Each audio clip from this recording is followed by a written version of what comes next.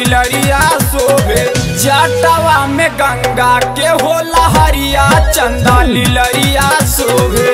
जटवा में गंगा के होला हरिया चंदा लीलरिया शोभे। गौरा भवानी शिव के बैठली पजरिया चंदा लीलरिया शोभे। जटवा में गंगा के होला हरिया चंदा लीलरिया शोभे। जटवा में गंगा के होला हरिया चंदा लीलरिया शोभे।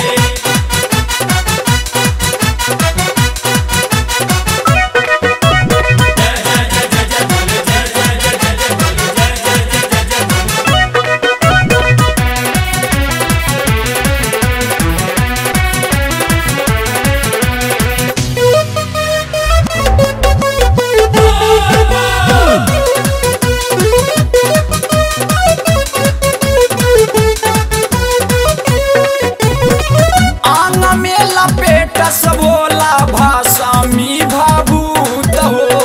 भूतवा परे तहावे भोला जी के दूत हो। आंग में लपेट सब होला भाषा मी भाभूत हो। भूतवा परे तहावे भोला जी के दूत हो। कर ले सवारी भोला चंदा लीलरिया शोभे। कर ले सवारी भोला बादशाह उपरिया चंदा लीलरिया शोभे। जटवा में गंगा के होला हरिया चंदा लीलरिया शोभे।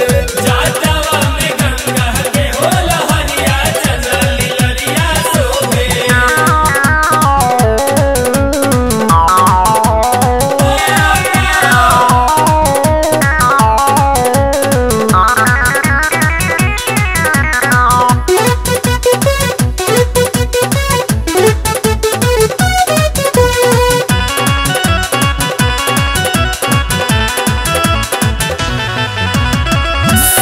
विश्वनाथ हवे त्रिशूलधारी। ध्यान में मगन रहस बाबा त्रिपुरारी। शंभु विश्वनाथ हवे त्रिशूलधारी। ध्यान में मगन रहस बाबा त्रिपुरारी। आज करे बीछी सेवा बाबा के चंदा लीलरिया शोभे। आज करे बीछी सेवा बाबा के चंदा लीलरिया शोभे। जटवा में गंगा के होला हरिया चंदा लीलरिया शोभे। जटवा में गंगा के होला हरिया चंदा लीलरिया शोभे।